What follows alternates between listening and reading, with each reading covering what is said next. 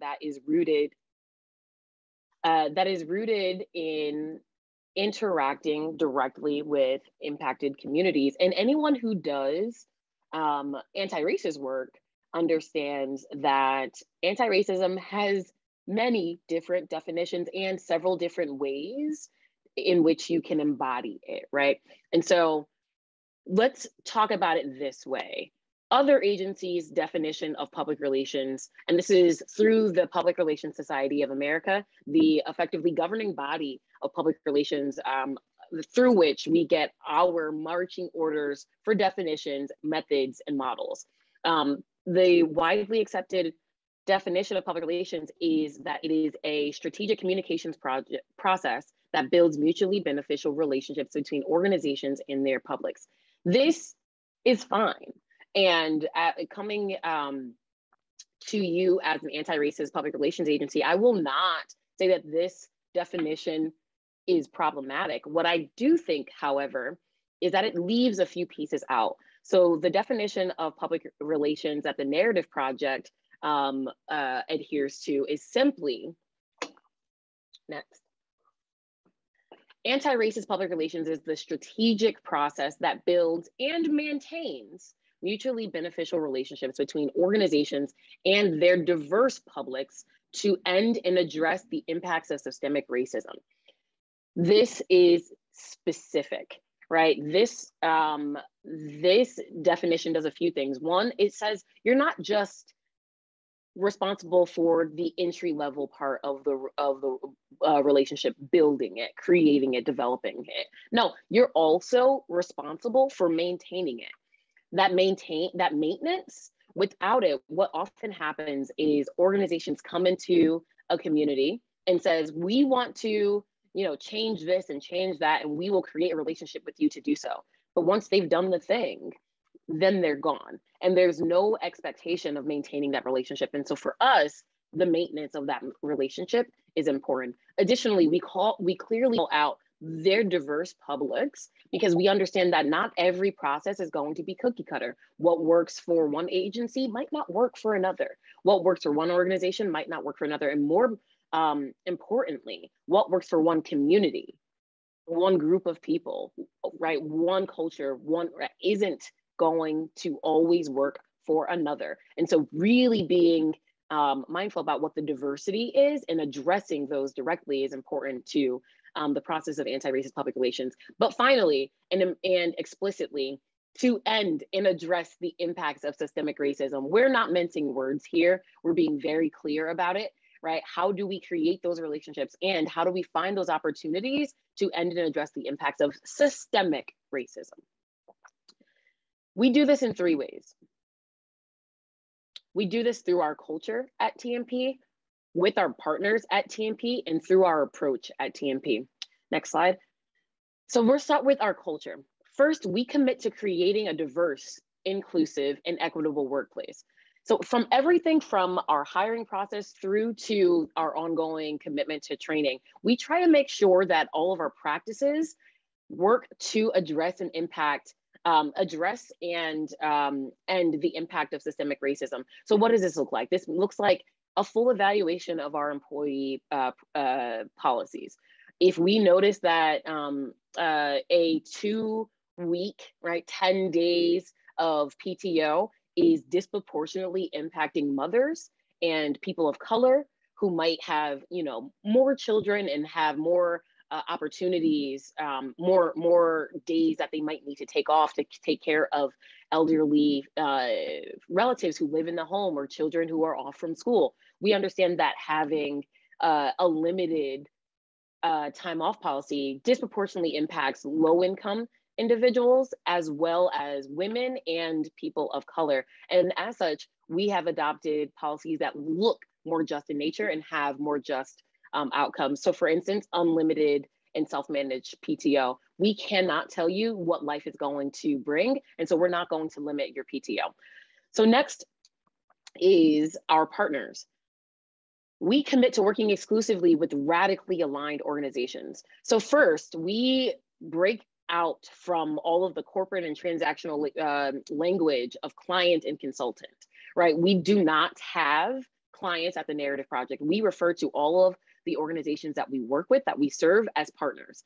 And the reason we do that is because we have 12 key issue areas by which we make an assessment of whether an organization is aligned. And those 12 key issue areas range from, you might have guessed it, ending systemic racism, to poverty, to healthcare, to gender equality, so on and so forth. And we work exclusively with mission-aligned organizations, and we work collaboratively, which is why we do not call them our clients. Instead, we refer to them as our partners.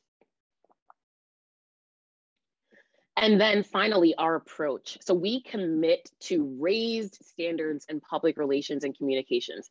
So our approach, which we have coined as the raised model of anti-racist public relations, it commits us to high quality of interaction inside of a public relations model. In a little bit, I'll be talking about what the raised model is, but it is a process that says you, as the project manager, whether you are working through communications, public relations, or event planning, which is the purpose of this conversation, you are the project manager and you are not removed from the planning of the event. So what biases do you bring to the table? How can you further interrogate your thinking to ensure that the event that you're planning is rooted in equity and justice? So now let's talk a little bit about the raised model of public relations. And raised, if you haven't gathered yet, is an acronym standing for, next slide, standing for research, act and acknowledge, interrogate, sample, enhance, and deliver. And this is a cycle. And again, this model was developed by the Narrative Project and is similar to other models of public relations. There is the race model of public relations, RACE, and it has nothing to do with anti-racism. The acronym stands for research, act, communicate, and evaluate. And it is a very simple process, but it doesn't have you as a project manager embedded into the process. So a lot of holes can appear in that process, which is why we said, no, the project manager is involved, and that project manager needs to, while acting, needs to acknowledge their own biases. And data, since we're talking about research, we need to go back and interrogate the research, interrogate our own understanding. So I'll start from the top. Go to the next slide. Starting from the top, the research process. During this stage, you're going to work on your idea by first going back and evaluating previous or similar events, right? So your organization, if your organization has done this event in the past, let's talk about like an 25th anniversary, go back to the 20th and then the 15th and the 10th and see what did we do those times around that we might want to change, that we might want to improve on, that we might want to nix altogether, and that we might want to keep. Identify the problem you'll be attempting to solve or address inside the event. This goes into the research, right? So as you are going to the previous events that your organization has done, you can also look at various events that other organizations have done, right? You can look at the problem you're trying to solve and say, what exists? What data exists about this problem, right? You can look at the individuals that you're trying to engage and say, all right, what are the issues impacting these individuals? So you'll go through this process. It's 4 questions. And then you'll do other research as you deem fit, but evaluate the previous or similar events, identify the problem that you'll be attempting to solve or address with this event. So that can look like, listen, we have to raise about $15,000 for this upcoming fundraiser. Great, that's the problem that we are attempting to solve or address inside of this event. Identify the opportunity that you're attempting to seize. Well, we understand that similar organizations have been doing this kind of a fundraising event and a dinner and silent auctions and this, but this community hasn't seen a lot of, let's call it throwing things out, a skating event, right? This community really loves community conversation. So why don't we put a talking figure, right? Grab a public official, grab a community ambassador and give them some notoriety. So what opportunities can you seize? Answering the question, who, what, and why for the organization, situation, or event. So who are you trying to engage? What have they told you about ways they want to be engaged in the past, or how, or what have been the ways that you've attempted to engage them in the past? And then this question of why is incredibly important, and we'll talk about that a little bit more in a bit. Then finally, you want to accumulate exhaustive data on the topic, the geography, the group of people attending the event or that you are intending to engage. So this kind of research is incredibly important. So if it's the topic, right, and we're saying we want to have a community conversation on just economic development because we've got a mixed residential and commercial space being a rented community. Great. Let's talk of this topic. So it rhymes with gentrification, right? Let's talk how this geography has been impacted by gentrification in the past, right? Let's look at the numbers that show us how many individuals have been in support of if this kind of data is available. And we're really lucky here in Connecticut, but specifically New Haven, we can lean on Data Haven to achieve these to get these sorts of.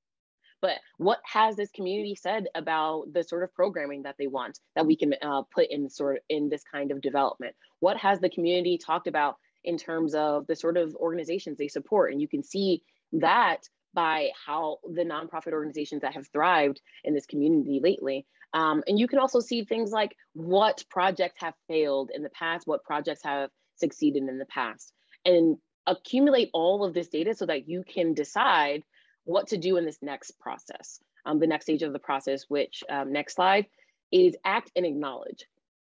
So in the traditional process of the RACE model of communications, which again stands for research, act, communicate, and evaluate. That act figure just says, okay, now do. You learned in research, now go out and do.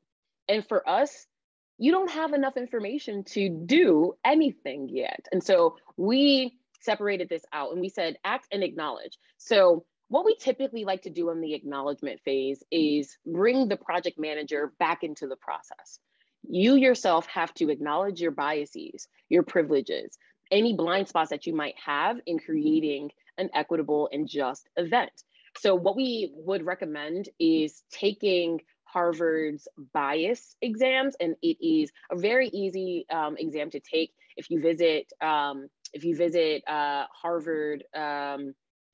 Research / bias exams, this should come up. But a simple Google of Harvard bias exams will come up, and then you'll get your scores.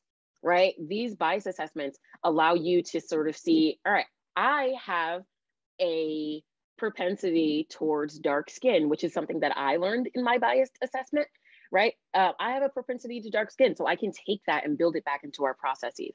But absent a formal test, you should ask yourself the following questions and commit to answering them honestly, starting with, do you carry any assumptions about this particular topic, geography, or group of people, right? And something that you'll notice about all of these questions is they're not simple yes or no's. They are, if yes, explain, right? And this is a self-assessment. You are diving into a self-assessment, right? So think about this exhaustively. Really sit with yourself and ask yourself these questions.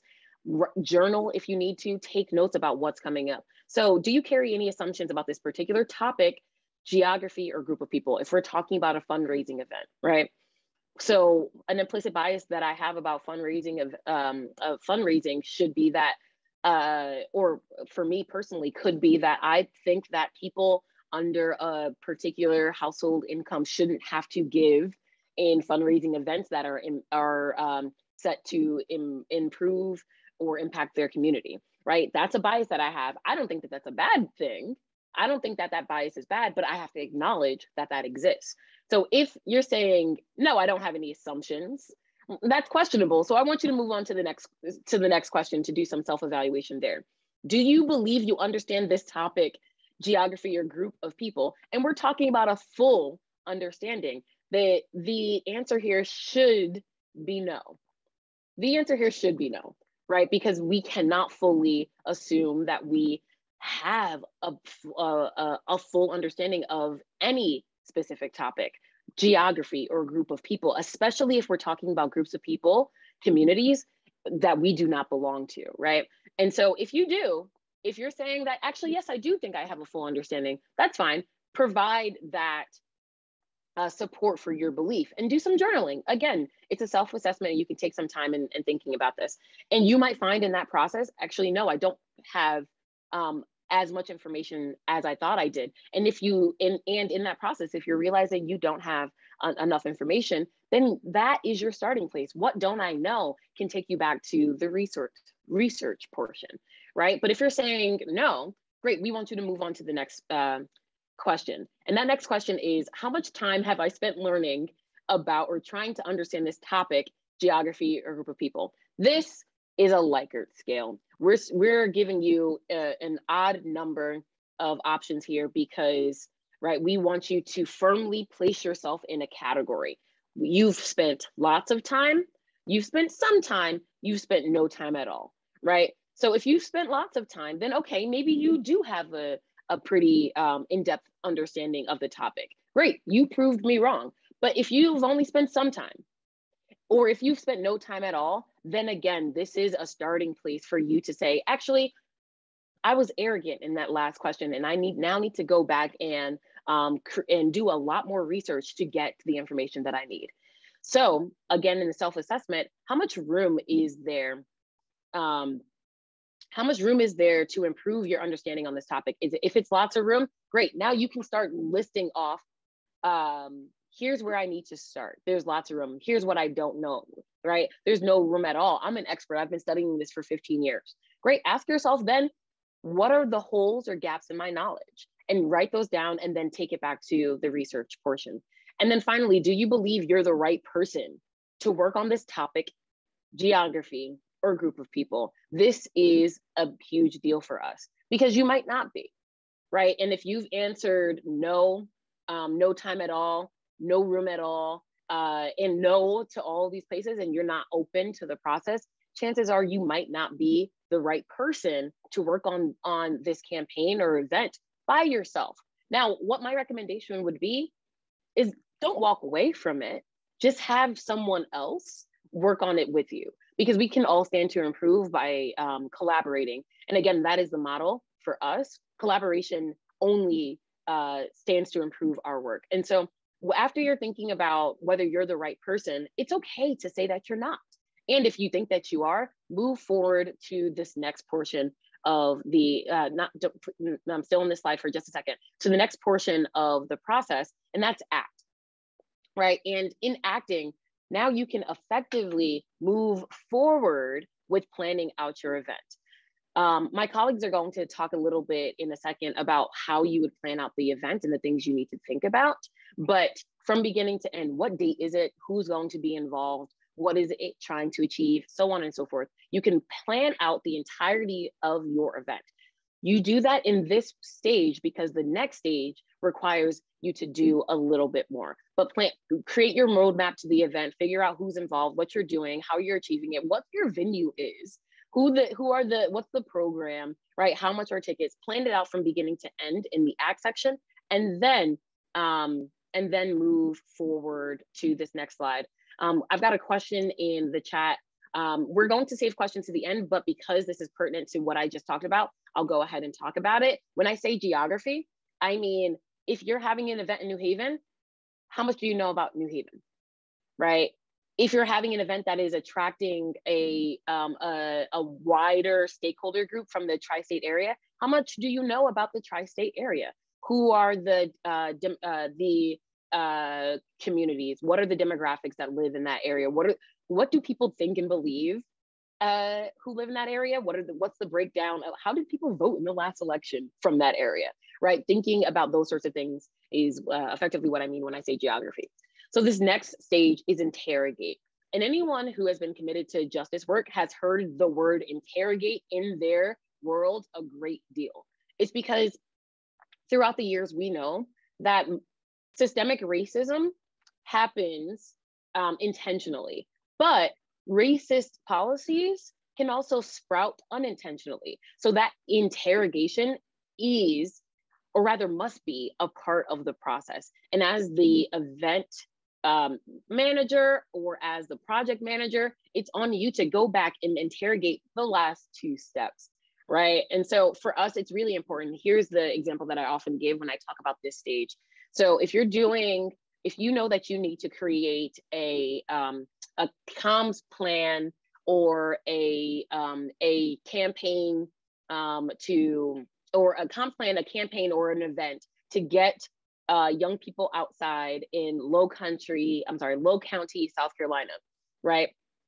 And you go to the data and you see that the data says that 1/3 of all youth deaths in low country, South Carolina are from drownings of Black youth. Great, you have this data. What do you do with this data? That's an overwhelming talking point. 1/3 is a really high number. Immediately, our assumption can go to say, oh, well, Black people can't swim, and that's why there are all these drownings, right? The shortcut, the stereotype would lead us to believe something like Black people can't swim, or Black people aren't used to water, or Black people are afraid of water. When you go back and interrogate that and do some research in that interrogation, you might ask yourself the question, wait, Black people aren't any different than any other group of people who have bodies. Why are drownings far more prevalent in Black youth in low country South Carolina?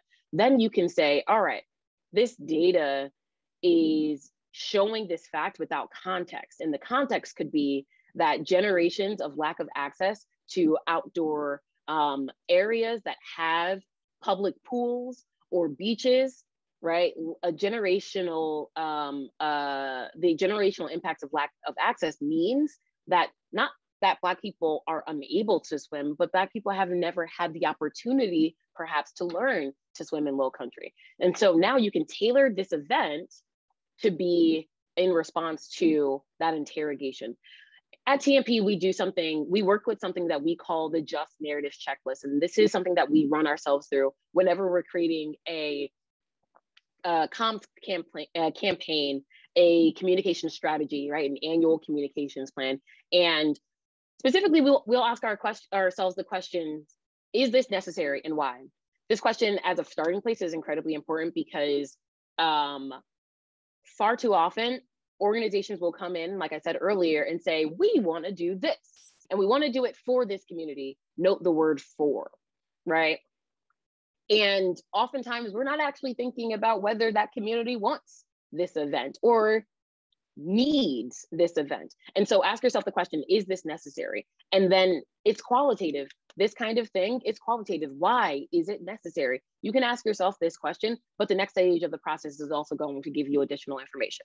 The information that you can obtain in this and why could be, our board wants us to engage this community. That's a fair answer about why this is necessary. We're organizations that have boards to answer to, that have stakeholders to answer to, that have goals to meet. And so sometimes our answer to why might be wrapped up in that. But additionally, sometimes the answer to why could be because 1/3 of Black youth in low country South Carolina are drowning, and we need to address that, right? So there is a variety, a range of answers to the question why. Is the research or messaging truthful and honest? And again, interrogate comes after you've already created your event plan, right? Your communications plan, the campaign plan, it's already created. And then you go back to this and you say, is it necessary, right? And is the research or the messaging truthful and honest, right? How do you know that? It's a qualitative question. You should answer it qualitatively. Then is this campaign collaborative? How? We'll talk a little bit more about the needs for collaboration later on, but we hold as a standard for our work that everything has to be in collaboration. Again, we don't have clients, we have partners. Everything has to be in collaboration. And the answer to this, how? Are you saying this is collaborative because I worked with my board? All right, well, your board isn't the primary stakeholder for this event. New Haven teachers are. So have you collaborated with them? Right? And so that's going to give you a line of sight into where you go next. Have we considered and or included our most impacted community? We put this question in as a fail-safe to question 3, because oftentimes when we say, Is this collaborative? Again, we'll say, yeah, I worked with the comms department. I worked with the development department. I worked with XXX internal departments. But the next question as a fail-safe, well, how have we considered or included our most impacted community? And then that pulls you as the project manager out of yourself, because we've already done a lot of self-work, and says, all right, we have to do some external engagement now. Then have we identified and addressed the harmful and counter narratives? So for instance, we work with Elm City Communities, the Housing Authority of New Haven, and one of our most harmful narratives is that a housing development, one of the housing developments inside of the Elm City Communities, might be unsafe to live in, right? It's riddled with crime, right? The people who live there are bad people. That's a counter narrative that we need to address inside either the messaging of the campaign or inside the event. So as it pertains to events, right? If you're hosting an awareness event or a Get Youth Outside event for for youth in Low Country, South Carolina. Let me give some context. My family is from Beaufort, South Carolina. And so I keep norming back to that. And if you're like, why are we talking about South Carolina? That's why I keep norming back to that. Back to our regularly scheduled programming. These are some counter narratives that you'll have to address. And if you're hosting an event to Get Youth Outside, well, one of the harmful narratives is that Black people can't swim, right? Address that at the start of your event. Address that inside of the planning of the event. So if this is an awareness campaign, how about we create inside this event, as people are trickling in, we need to squash or bust some myths. And in so doing, all of our promotion for this event is going to bust some of those myths, right? It's going to show you stats and context to be able to buff some of those myths. And you can think about some creative ways to do that. The follow-up to this is, what are they and how have we addressed them? And then finally, in the same sort of way that the Society of Professional Journalists Code of Ethics operates, or the Hippocratic Oath operates, about minimizing harm, first do no harm. For us in public relations or at the Narrative Project, what we said is, can we minimize harm and maximize just narratives any further, right? Again, it's qualitative. It's not a yes or no question. It is, how do we do this? Because anti-racism isn't just about what you know. If anyone came to the last workshop, anti-racism isn't just about what you know in your head. It's about what you're doing. That anti part is about what you're actually doing. Next slide. Okay, so the S in the RAISed model stands for sample. And we'll be sending out these slides to everyone, because I know that this is a dense slide, and trust me, I am someone who does not appreciate dense slides. But all of this information is incredibly important. I want to make sure that you have it, right? So the sample part of the process means, after we have done our research, we've created a campaign, we've acknowledged our bias, ourselves as a project manager, our biases, our privileges, our blind spots, and we interrogated all of that. Now, with a fully developed plan, we have to go to our impacted community and, in qualitative ways, sample them. And by sample, we're talking about like a sample size where we're going to a community and either doing interviews, surveys, focus groups, or for event planning, creating an event advisory board, right? And sometimes this is cumbersome. One thing about adopting anti-racist practices is that you also need anti-capitalist practices. And by that, I mean, slow down. We know that time is money, and because of that, we like to move fast. We mean slow down. It is inherently, or rather, executing any process in an anti-racist way means you have to slow down in order to ensure you get it right, right? So launching an advisory board for an event, 2 or 3 or 4 people, small, right? To get their feedback and counsel about the event is going to help you improve it, right? We only stand to improve when we go to directly impacted communities and we ask them, all right, how would you like to see this event operate? This is what we have. Can you help us improve it here, right? And one-on-one interviews are good. If you do surveys, you want to make sure that you're asking not just yes or no questions or Likert scale questions, you're asking qualitative. Tell me about an event you went to that addressed these, that, you know, was a fundraiser. Did you like it? Why? Right? Those why questions or how questions are going to be where you get the most information to improve your work. Focus groups are also good, right? Once you have the campaign ready and a piece of material to go back to them with and say, all right, here's our messaging, here's our flyer, here's the event from beginning to end, here's our run of show, here are our stakeholders, here's the talking heads that are going to speak, here are our speakers, right? Let them give you feedback. They might be able to say, oh, you're working with Nicole Hannah-Jones, she's excellent. Or, oh, you're working with Brett Kavanaugh, I wouldn't do that, right?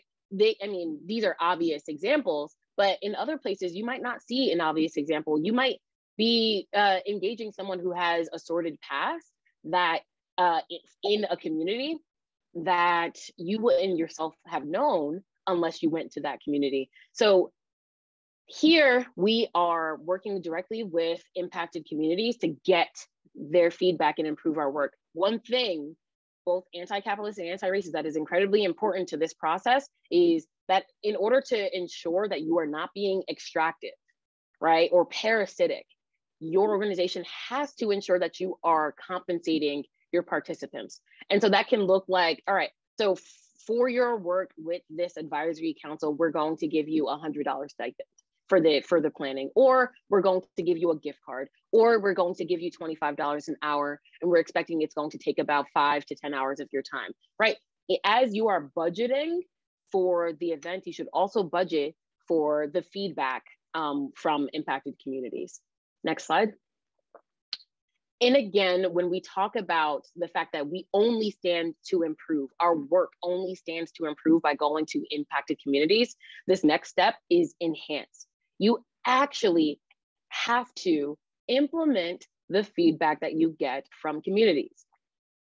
Now, I'm sure some of you got that tingly feeling down your spine of like, but not all feedback is good feedback, right? Or not everyone might have understood the purpose of the event. That's fine, right? You are the person who identified what you need to achieve, but their feedback, especially if they are the stakeholders that you're looking to engage, is imperative.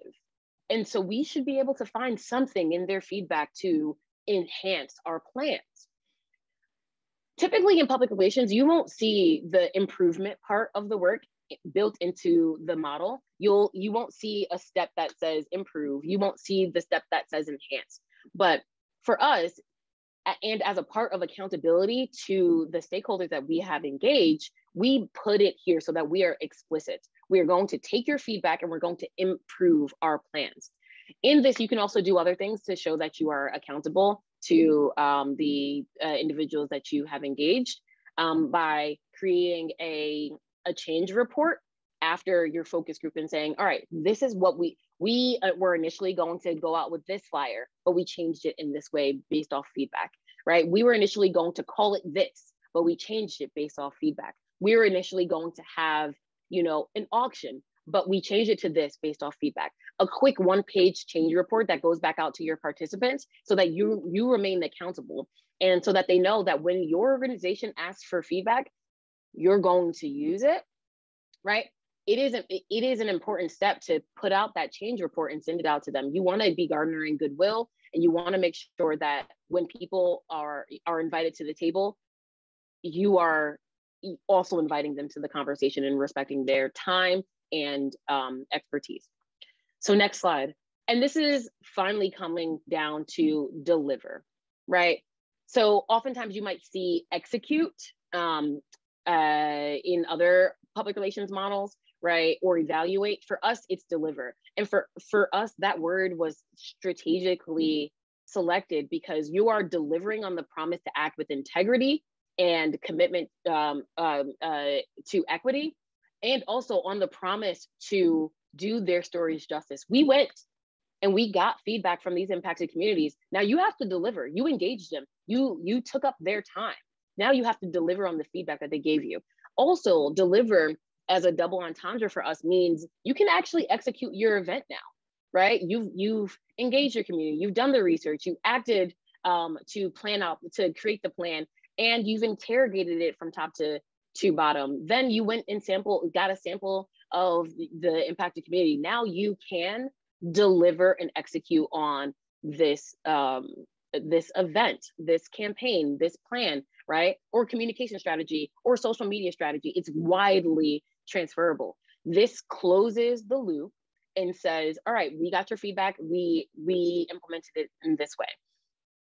Again, since this is a cycle and it's a loop, after each step is complete, when you are creating the next campaign or when you're creating the next event, start with research. And by research, now you're looking back at this event to evaluate what happened, what could we improve on, how was this event compared to the next event that we want to do. So in the next portion of the process, you're going to hear from my colleague, Zaima Abbas, who's going to talk about anti-racist design. Thanks, Mercy. Hi, everyone. My name is Zaima Abbas. My pronouns are she, her. To give you a better sense of the lens I use to design and consume media, I'm a first-generation South Asian American woman, part of the social media and design department here at the Narrative Project. And now we'll walk through some of the planning and creating that goes into creating anti-racist design. Design and social media are really important parts of event planning. Garrett, can you go back? Click it back. Garrett, click it back. Wait, if you got a peek of that, just pretend you didn't. Design and social media are really important parts of event planning because these are the methods that we use to communicate what's happening with our audiences. Design is not just about the visuals, it's about the language we use for that communication, and social media is often how we get that message out there. So in order to discuss how to design equitably and with an anti-racist lens, I wanted to start off with some facts. I want to pause and let you utilize the chat feature for a little bit. If you could enter in the chat what percentage of the designers in the US you think are white. I'll give you a moment to do that.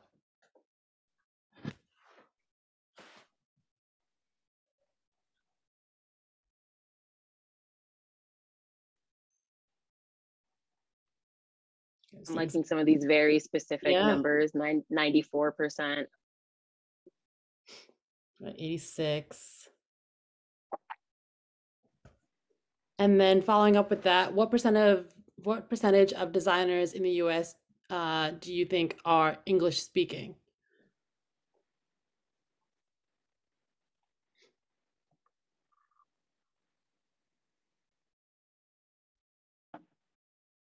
Some high numbers, yeah.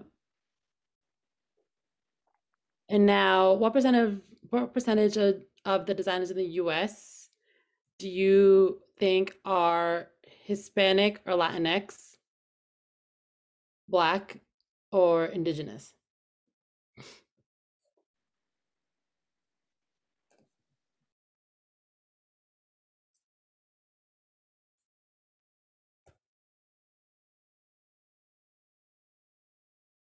All right, final answers? Okay, moving on to the next slide. So you'll see that a lot of your guesses are pretty on par. Some facts about designers in the US, 73% of the designers are white, 94% are English speaking, 85% have higher ed degrees, and only about 7% are Latinx or Hispanic, 3% are Black, and 2% are Indigenous. Why does this matter? Our world is dependent on design. The designer holds a great deal of power. They get to decide the best way to share with and engage the audience. Because the designer has a very specific point of view and perspective, if they're the only one making design decisions without input from others, whatever they create will be limited by their own biases and will likely have negative impacts. At best, they won't connect with diverse audiences, and at worst, they can perpetuate racist stereotypes. Now we're going to show you some examples of recent racist designs. Next, yep. These recent racist designs are incredibly public examples of people not following the steps I will share with you later on. Just taking a look at these, what's wrong with some of these ads? And how do you think that this happened? Feel free to unmute yourself and jump in. Some of them are clear. You'll see the column to the right says rooted in racism. And you can kind of take a look at the ones to the left, but feel free to take yourself off of mute and let's have a conversation.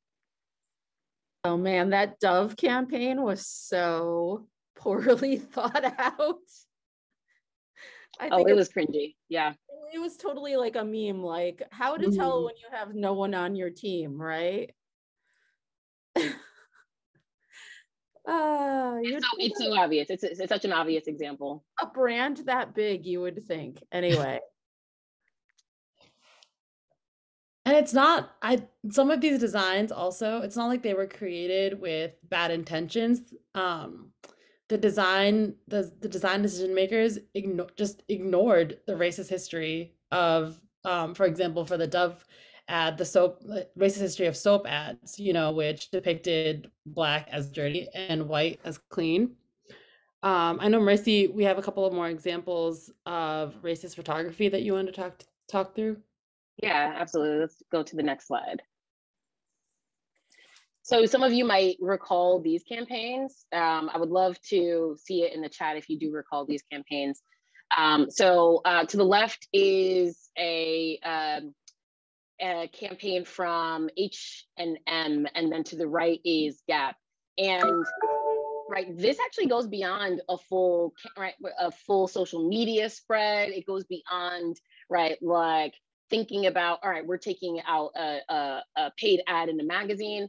This was just regular photography for a regular campaign that went inside in their catalog and on their website, right? And what happened, let's start with the one on the left. This is a very clear piece, but you can sort of catch how it could have been missed, right? So you have a young Black boy wearing a hoodie that says, coolest monkey in the jungle. The backlash that H&M received from this was sort of obvious. And I think this is one of those places where, Zyma speaks to, where if you don't have folks in the room, the people in the room will have decent intentions, good intentions, but if you're not broadening your lens, you might miss that this is incredibly offensive, particularly to Black people, as monkey is a phrase that was used to subjugate and insult Black people, and it still is, right? And so this spurred a great deal of social media backlash and remakes on the hoodie, where designers came back in and said, coolest kid on the block would have also been acceptable. The judges would have also allowed, right, coolest kid on the jungle gym, right? Like there were easy ways to make that adjustment. And to the right, it's subtle. It's so subtle enough that it made it to print, where Gap was putting up a young girls are adventurous ad, right? Like it says adventure on her shirt, and you see that one girl is doing, if you were to see the whole campaign, one girl has her foot up and stretching in a yoga pose. Obviously there's a handstand going on, but we actually don't even understand what the young Black girl's position here is that communicates adventure in any way, right? So not only does this not capture this, she's the only Black person, the only Black kid pictured in this campaign, and the oldest one has her shoulder rested on her head, as though to depict, perhaps like almost intentionally, as though to depict that the only Black person in this campaign is lesser than the rest of them. She's not doing push-ups. She's not doing a stretch. She's not doing a handstand. She's just sitting there and taking it, right? And so obvious backlash came back from this, and the designers of this spread, the photographer, came back and was like, you know what? I missed that. I completely missed it. And the only real way you can miss this is if you're not paying attention, right? And so for us, what we spend a great time thinking about is Now look at this from the perspective of people in the image. Great, did that. Look at this from the perspective of people who might not have been in this room. What is it conveying without context? And those areas where things can be conveyed without context are areas where we can always improve. And we'll talk about this a little bit later too, but that just goes back into what we talked about earlier in the RAISE model of bringing in collaboration, whether that's within your organization or bringing in outside perspectives. To show you a couple more examples, another area where design can be racist is data visualization. Racist data visualizations can be seen in these two examples here, where races are pitted against each other in a couple of different ways. In the key on the left side, the color blue representing the white population on the right side of the key versus the various shades of red that represent a mixed population of people of color on the left side creates an instant visual divide. We can also question the use of color here, red often being associated with a sense of danger and warning. And in recent efforts to humanize data, moving away from using dots and squares to represent people, recent organizations have shifted to using figures. In this example, they used figures, but the presentation of the usage and the spread of the data kind of creates a false and offensive hierarchy, not to mention that using pink as a gender-specific color representing females doesn't really take in those diverse perspectives that we were talking about. And then on the next slide, we have some examples of racist event design in particular. Okay, so when we talk about, the dresses, when we talk about racist event design, so we're talking about event design in the sense of designing the flyer, but also designing, the run of show and the actual things that will be happening in the event. So these are 3 real life examples. I'll go through them one by one. So Kappa Alpha Theta, if you are a member, I am not picking on you, but this is something that I've noticed and wanted to have use as an example to address. So the philanthropy that Kappa Alpha Theta supports is court-appointed special advocates, or CASA. We've got a CASA group here in New Haven, I think another one in Connecticut, right? And so certainly what happened in the sorority house was they sat back and were like, oh, CASA, it sounds Hispanic, right? And so the event that they put together was Tacos for CASA, but it's actually not related in any way, right? Tacos for CASA, I mean, this is a very clearly offensive event that doesn't even communicate what you want it to communicate, unless what you want to communicate is that you don't get it, right? So they put on this entire event for court-appointed special advocates and thought it was incredibly cute to have a Mexican-themed taco party. Stay away from puns especially if your pun is crossing cultures, especially if it's not a culture that you are a part of or that your engaged public is not going to be a part of. One thing I'll say about this, Kappa Alpha Theta, as one of the organizations in the Pan-Hellenic Council, is a historically white organization that for decades wouldn't permit Black or brown admission, right? And so to extrapolate from that history, right, and see this kind of event being planned and this imagery, you're saying, no, we're actually going to double down on our history. Next, we have an auction. And this is for a charity event, right? A bachelor auction and shop for the cure. It is for breast cancer and it's a charity event, and you see an auction. Now, at the surface, auctions are harmless. You're just auctioning off a date with, one of these eligible bachelors, or you're auctioning off, lunch with one of our boards, the members of our boards of directors, right? in theory, it should be fine. But when we're talking about auctioning people, and I don't even have to walk, you're a smart group of people, I don't even have to walk you through this. When we're talking about auctioning people here in the US with you know, an incredibly wrought history of the purchase and exchange of humans as goods, auctions are just things you should stay away from. Also, raise your hand or put it in the chat. Who here immediately saw oh my God, I would not have gotten that about auctions, right? So who here, raise your hand or put it in the chat, who here immediately saw that all the figures being used here were blacked out, right? This is, thank you, right? A few show of hands. One of the ways that we show anonymity in design is to black out human figures. But when you compare a blacked out human figure to an auction, right, the connotation isn't even connoted anymore. It's just explicit at this point. And then this last piece here, it goes more to the design of the actual event. What are the performances? What are the, you know, who are your speakers? What's the run of show? So this is an image that I actually took from a jazz event that I went to a couple months ago in the Upper East Side in New York.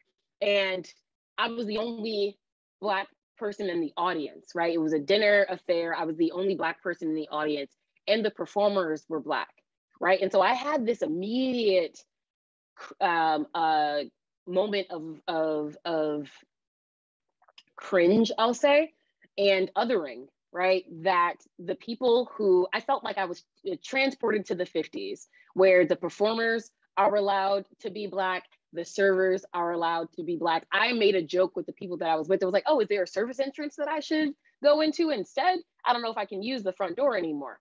And when we're thinking about creating the actual program of an event, if you know that your event is going to be predominantly white, first things first, think about who your audience is. If you know your event is going to be predominantly white, and you want to invite creatives of color, whether that consists of musicians, musical performers, poetry. Oftentimes we do these sorts of things, particularly because we are a justice-oriented organization. You might still want to highlight those performers because they deserve work as much as anyone else. What I'm saying, I'm not saying that you should hire white performers instead. I'm saying you should invest in diversifying your crowd, right? And now you can invest in diversifying your crowd by doing things like creating a BIPOC discount. That is one way that says, listen, we are inviting you into this room. Or you can be doing outreach to specific organizations saying, we're having this event, we want you to attend, right? But when you have that dichotomy so on display, where your jazz performers are Black and your servers are Black or brown and your audience is completely white, you are putting your values on display as well.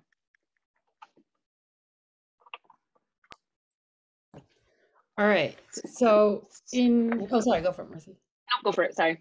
Okay. In order to avoid some of the mistakes like the ones seen here are some steps that you can follow to create a thoughtful, equitable, and anti-racist design.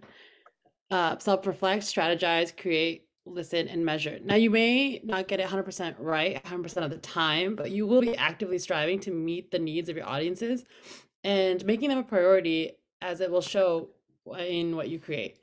So we'll dive a little bit deeper into each of these steps, and you'll see some overlap going back to the RAISE model that we discussed earlier in these steps. Starting with step 1, self-reflect. Next slide. So all of us operate through our own lens of internalized opinions, beliefs, and implicit biases. Our background and backgrounds of your co-creators shape the way we interact and view the audience and what we are designing.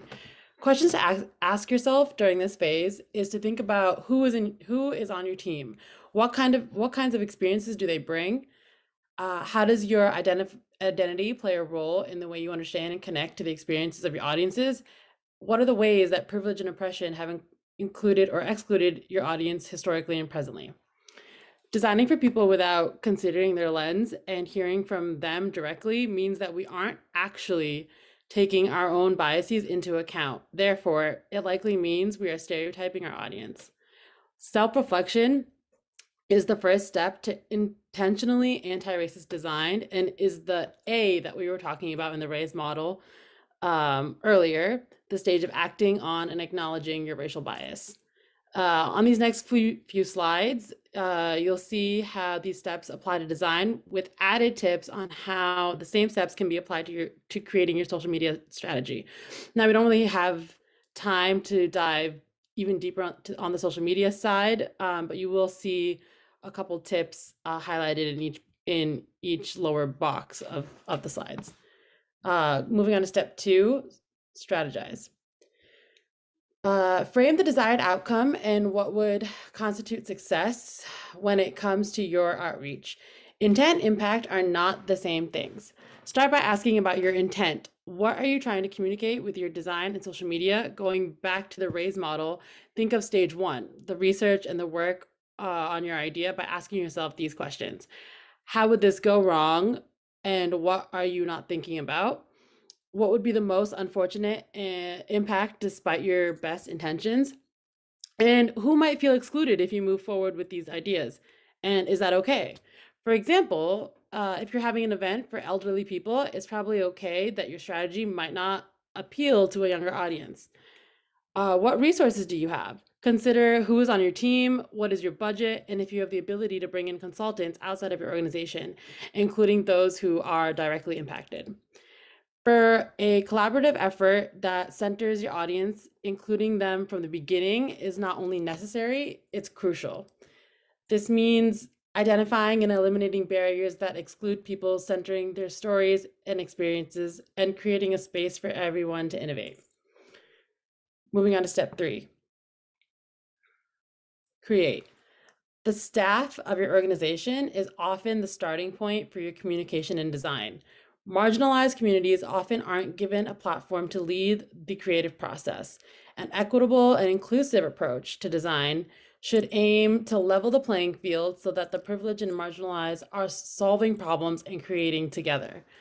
Throughout the design process, actively interrogate your design using the guided questions in this stage of the RAISE model to ensure that it is anti-racist and truly collaborative.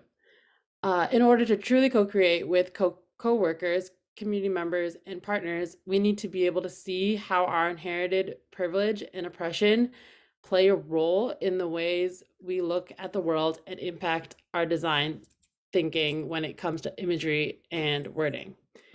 Be very thoughtful in your use of imagery, such as stock photos and graphic icons. For example, use a mix of genders and races and ethnicities. Select images of people that look like the audiences that you're trying to reach, but be sure not to perpetuate harmful or offensive stereotypes like the ones we saw earlier. Images that reinforce power hierarchies like we saw in the earlier racist designs, such as white male supervisors and Black or brown subordinates, or pictures that depict people of color in poverty, are images you should definitely avoid. It's better to use imagery that showcases the strength and autonomy of our audience. Make sure that during your time to reflect, you ask for feedback on the design. Often there are things you may overlook without this intentionality. Moving on to the next step, listening and measurement. Part of being intentional and inclusive with your design and social media means keeping the channels open for communication and actively enhancing your designs using feedback. Surveying your audience can be a great way to determine how to plan your next event, but don't ask for their help without a plan for hearing and incorporating their feedback. Next slide. Now, all of these steps, similar to the RAISE model, are a continuous cycle, taking the learning from each step to inform the next. By investing the time in self-reflection, collaboration, and feedback, you will be on a path of continuous improvement for future events. Now I'm going to kick it to Erin, who will dive into planning your communication strategy for events. All right, appreciate that, Zyma. Good afternoon, everybody. My name is Aaron Johnson. I use he, him pronouns. Part of my background really comes from journalism. I've worked at several publications across the state prior to coming to the Narrative Project. So communication strategy is what I'm going to dive into here. We can go on to the next slide. The first thing that we really have to focus on is who your audience is for your event. That's going to be one of the most important things. You got to be understanding who this event is going to be about. Identify the community and stakeholder ambassadors, demographics, age, race, religion, education, geography. All these are huge factors on who your target audience is going to be. So a couple things to consider here. One of the big things is definitely meet people where they are. If you're having an event that you want to focus to a community or an organization out of, let's say, Bridgeport, probably not a good thing to have the event in Hartford. So you got to be able to meet folks where they are. Creating a planning and advisory committee is also really important because you get an opportunity to get folks at the ground level. You get folks that are there in these communities, that are embedded there, that know the people, that know what they want, know what they're looking for, and it'll help you kind of get a sense of what your event should look like and where it should really be geared towards. And then overall, determine what your impact of the event is going to be, especially for the folks that you're trying to put this on, in the communities that you're trying to put this on. Really, what's the reason behind you're doing this? So we can go on to the next slide. Promotion. I'm going to start right here. So once you have an idea of who your audience is going to be, what's going to really happen for the event, you got to get the word out. So getting the word out, as far as there are 3 different types: earned media, organic media, paid media. So that's kind of how we break it down at the Narrative Project. And starting with earned media, that is your press advisory, your press briefs, your calendar items, things that go out to media prior to the event to give them the who, what, when, where, to let them know what the event is, to get the word out through the media outlets that are available. Then organic. This is something where I personally like to lean into because of that journalism background. Find folks that really could be the forefront of your event, that have unique stories. Utilizing people's audiences is one of the billets we have here, because utilizing that and having folks that can come to the forefront. As a former journalist, I can speak from experience that a story or an event really carries a lot more weight when you're able to put folks that are not only going to be affected by it, but also folks that have unique stories, that have putting a human element on it. So many things happen, so many events happen that are just, just happening just for the sake of happening. But when you have an opportunity to have a group of folks that can really be affected by it, that are willing to, help promote, it goes a very, very long way. Especially, like I said, getting those stories printed, talking about their stories. And then the paid media. So this is a way to engage folks outside of the circle. And I mean, like I said before, you have an opportunity with the folks that are naturally grassroots, that are right there in these communities, but you want to be able to reach a little bit of a broader audience. Yes, I'm obviously going back to my example before. You have an event in Bridgeport, and maybe you want folks from Hartford to come down to Bridgeport for that event. Then that's where you would engage in paid media to reach out to them on the outside. Paid ads, anything like that, billboards or commercials, and then also paid ads in newspapers and that type of thing, paid ads on social. Now, ticketing is really important, and I want to just take a moment on this, because the thing that comes with ticketing, free versus a paid event, there are pros and cons to each. When you think about free, you're going to get an opportunity to have folks that come in. You're going to have folks that, free, everyone loves the word free. So people are going to be able to come into that event from all over. But the thing that happens when you have a free event is investment. That kind of falls by the wayside a little bit, because folks that come in for a free event aren't really necessarily as invested to continue to stay along the path at post this event.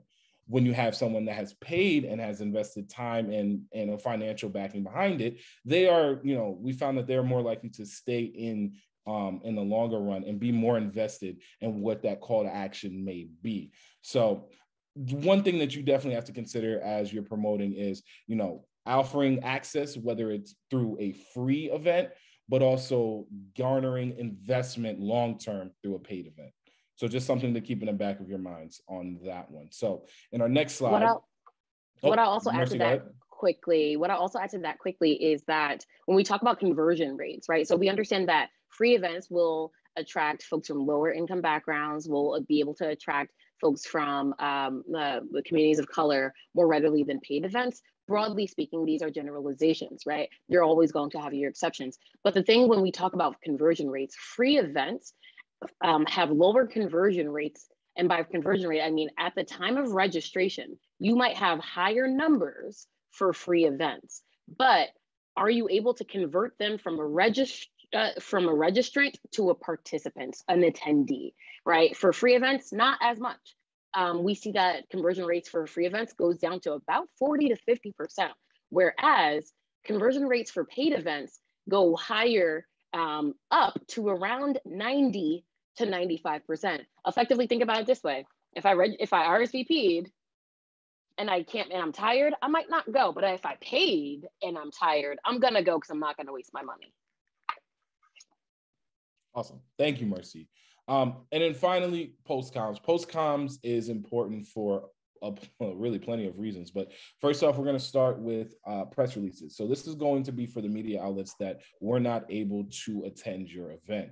You want to be able to, in that release, tell them what happened, who the speakers were, who was in attendance, what were the numbers like, what was the night like. Try and give a feel so for the folks that weren't able to attend in the media, so they'll pick up the story and write something short on it or follow up. And photos and videos is another great way to add into the press release, because as that goes out, folks can see what the photo was like, what maybe there's a captivating image or a captivating video that will draw folks' attention in. And from a media standpoint, they might not write about the event straight up, but what they will do is follow up and maybe say, oh, can we speak with that person? Can we have that person for a story? Can you tell us more about the event? So a press release goes a long way with capturing the voices of those who attended.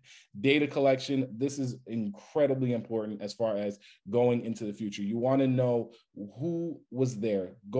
Sending out surveys is a great way to do that.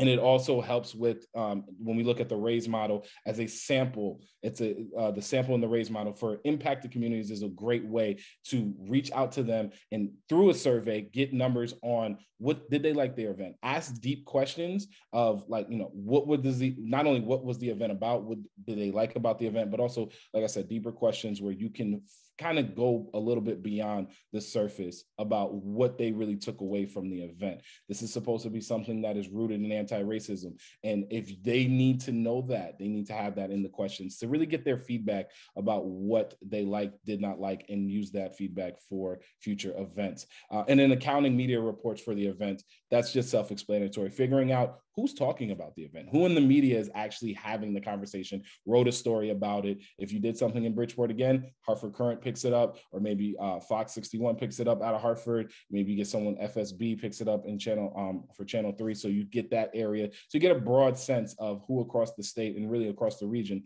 picked up your story. And then finally, call to action. What is the next event going to look like based off of the data that you've gotten from this previous one? You want to be able to keep that momentum going in a very strong direction. So having that call to action for folks to not only have something to kind of sink their teeth into for future events, but also give your organization an opportunity to take that positive momentum that's already been garnered from this last event. So with that, that's going to wrap up our section here, and I'm going to kick it back over to Mercy. Thanks for that, Aaron. Okay, we've got 12 minutes left, and I'm interested in going one way or another, and I want to sample, right? Would you prefer that we do a practice run and break out into breakout rooms, or is there a plethora of questions that folks would like to discuss and be in conversation with for the next roughly 10 minutes? If we did the breakout section, you can see that in the chat feature, what we're going to do, we're going to hold about 5 minutes for the breakout and have one person in each group go through the list of questions. And then we'll come back for the remaining 5 minutes to close out. If we do questions, we'll just spend the rest of the time together answering questions. What does the group prefer?